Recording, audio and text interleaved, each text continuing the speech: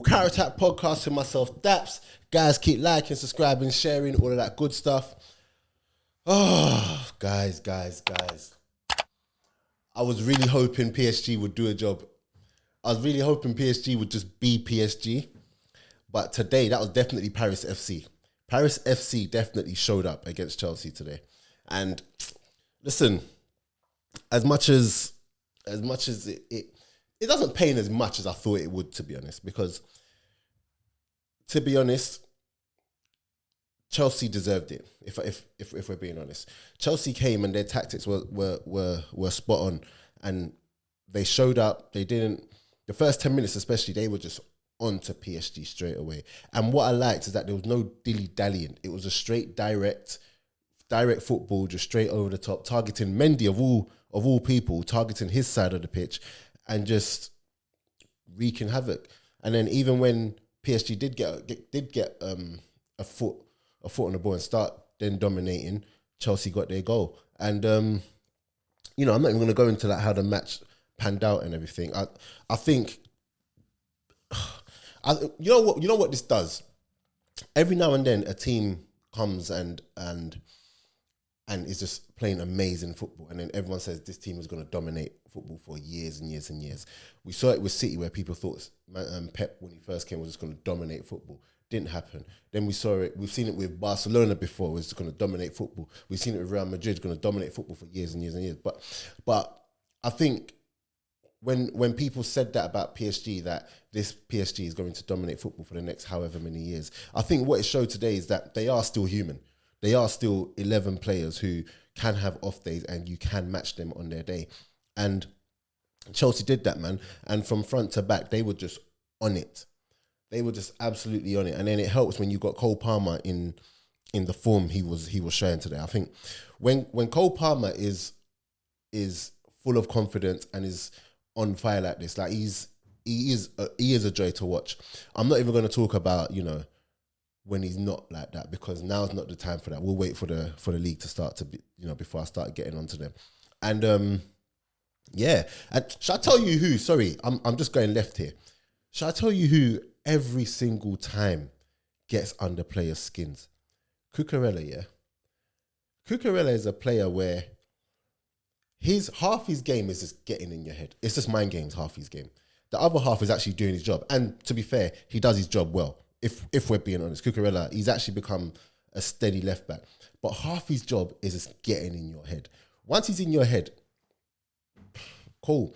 Yao Neves, who's like a quiet, humble player. I don't know why I did that. But yeah, Yao Neves, who's a quiet player, just goes about his job, got rattled so much by him that he ended up pulling his hair and getting sent off. Do you know what I'm saying? And that's just what he does. He's always, whether it be the play acting, the snitching to the ref with every decision, whether it be just in your face and just, he just loves a mind game, and it works. It works. Hail up Sanchez today. Sanchez had an absolutely great game. And I'm not just talking about some of the saves he made. I'm talking about even with like the crosses. When needed, he came out, was dominant, swept up everything, and he did well, man. And I can't fault Chelsea. Now, do I think Chelsea are going to be able to replicate that in the Premier League season over the course of a season? No. But I think Chelsea in a cup, especially a one-off cup game, you can't bet against them. And we talk a lot about heritage in football. We talk a lot about, the DNA, but you have to give it to Chelsea. As much as I don't want to, you have to give it to Chelsea. That when it comes to these cup games, they just know how to win. They just know how to just get over the line in these games, and fair play to them. Now, when we look at the league, I still maintain that they're a couple experienced players away from actually really challenging. I don't think that their defence is necessarily set up to challenge over the course of a season. And like I said, I just don't think that their players are experienced enough when they're needed and it's backs against the wall time. So yeah, but we could talk about that another time, But PSG, I think it was just one game too far for them. I think when you look at the players back to front, the only player really who even looked like themselves out there, and even him, he was a bit off it at times, was Vitinha. what we associate with PSG in terms of the short, intricate passing, it just was not there. Passes were getting cut out. Passes were just not even making it to where they needed to go to. Players were just reckless with possession, and we don't associate that with PSG, or we haven't associated that with PSG. PSG looked like PSG of old, and sometimes it is just one step too far, one game too far. They've been amazing this season. I'm not about to sit here and say, they're finished and whatnot. But as much as I do think that they're not going to dominate football for the next couple of years, I also don't think that we should now just minimise what they've done this season or minimise the level that they actually are at, because Chelsea were bang on it today, man. And Maresca, listen, Maresca's tactic was spot on. When Sanchez got the ball, none of that putting the ball down, and I'm sorry to relate this to Arsenal, but like, I can imagine if Arsenal were up against that PSG team, well, we saw it anyway, when the keeper gets the ball, they would do that whole get everyone set, ball on the floor, play out the back. Sanchez didn't have any of that time today. Maresca, you can see his thing was from Sanchez, direct, straight over to him, and it caused problems. It caused the first goal. It caused Liam Delap to almost get in, and just time and time again throughout the match, that direct approach, it worked. Because one thing we know is that if you allow PSG to press you, it's long. So we're not going to do that. We're not even going to give them a chance. Just straight direct. Do you know what I'm saying? And, PSG hated it. And you could tell that PSG aren't used to losing anymore, because they absolutely lost their heads.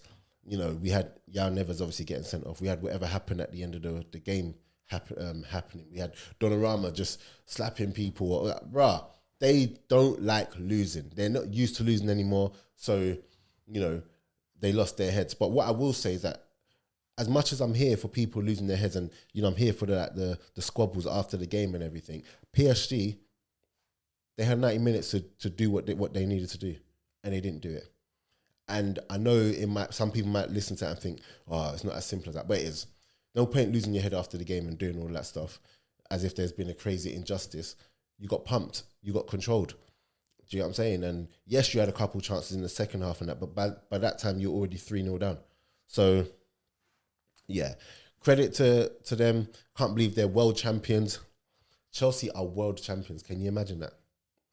But overall, I think I said this last time as well. Overall, I really liked the Club World Cup. I think in the earlier stages, you had a couple Mickey Mouse teams and Mickey Mouse games happening. But, I think when it got to quarterfinal stages, especially, there were some really good games. Even before the quarterfinal stages.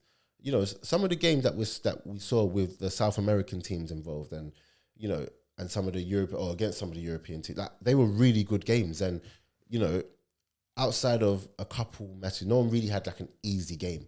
So now that that's done, looking back, I would watch the next one. I want to be at the next one, and I'm here for it. Do you know what I'm saying? And it was a really, really good tournament. Chelsea now are the first team to have their name etched on this format of the Club World Cup, and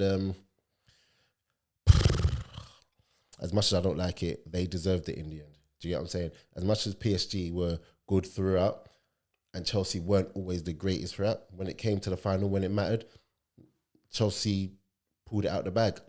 So fair play to them. I'm not sure though. Okay, no. I said it in the last podcast, yeah. I said it in my last video that I did, but this whole interviewing players at halftime that they're going to introduce into the league this season, we saw how it would be like during this game. We saw Cucurella at halftime getting interviewed. I hear you're 3-0 up, but you just want to get in and listen to the team talk and focus on your game. You don't really want to be there doing halftime interviews. Like it's not ideal. I'm not a fan of it, because yes, they were 3-0 up, but what if they were 3-0 down? Would you still expect him to have an interview?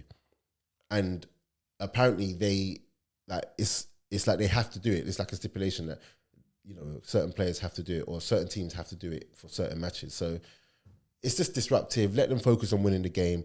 Look, we're here to watch them play the game. Let them do what they need to win the game. And after, you can have all the interviews you want and everything. But I think halftime interviews are just disruptive and just not needed.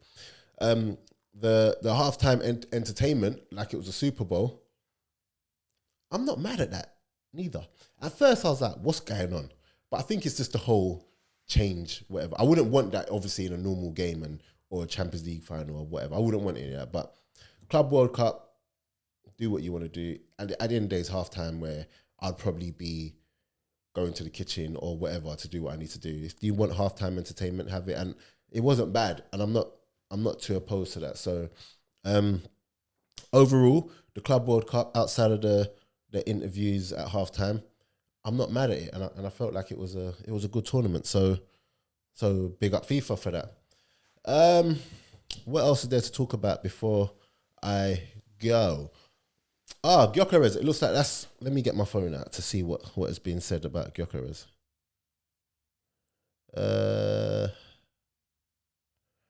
Let's see. Where's it gone? Here we go. Fabrizio Romano. So we are. The deal between Arsenal and Sporting for Victor Gyokeres is now being sealed tonight with all parties involved. After agent's decision to reduce his 10% compensation, Arsenal will pay initial fee worth 63.5 million plus 10 add-ons, on top, whatever. Here we go soon. Honestly, I think that's a good deal. Let me see what 63 million is in euros. I mean, in pounds. So 63. 1, 2, 3, 1, 2, 3. Euro into pounds. 54. You know what? 54 million. Let's just say 60 million. 60 million if you include add-ons and everything for the striker. I think that's a very good deal. And to think that they were haggling and wanted to get it up to 80 million euros, however much that might be. So fair play to Arsenal for actually getting the price down. It's a good thing that they didn't just pay the money up front, just as they wanted to, and they did haggle because they ended up getting it for cheaper. But this is a big signing for Arsenal. I think, obviously, we're waiting for the here we go and him holding up the shirt and signing it and everything. But I think this is actually a statement signing from Arsenal, because for years they've needed that shooter in front of goal. The other parts of the team, I'm okay with. I'm actually okay with. I'm very happy with the defense. Our defense is good already. Midfield, I'm okay with, especially because apart from that creative person. But the main thing we need, and we all know, is a striker. So the fact that they've got that striker and they've not got someone that is potential, someone that they're hoping will be good, someone that's not really a striker, they've got a certified striker in Europe.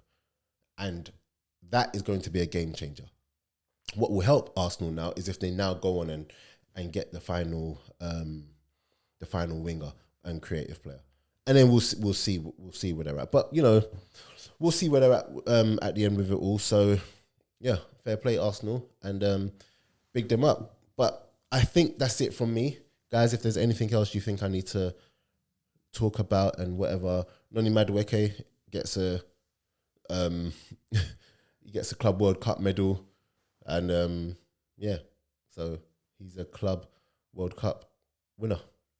So fair play to him as well. So yeah, guys, that's it from me.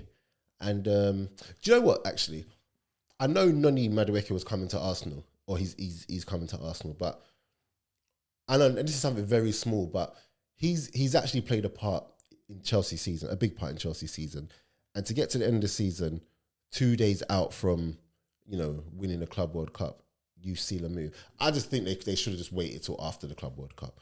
The same way Arsenal love to take their time with everything, they should have just taken the time with this. Because Madueke played in the Club World Cup, and he should have just at least been on the bench for the final to actually win it and then go. So yeah, fair play though. He's coming in. But I think that's it from me. Yeah. So guys, I'm out.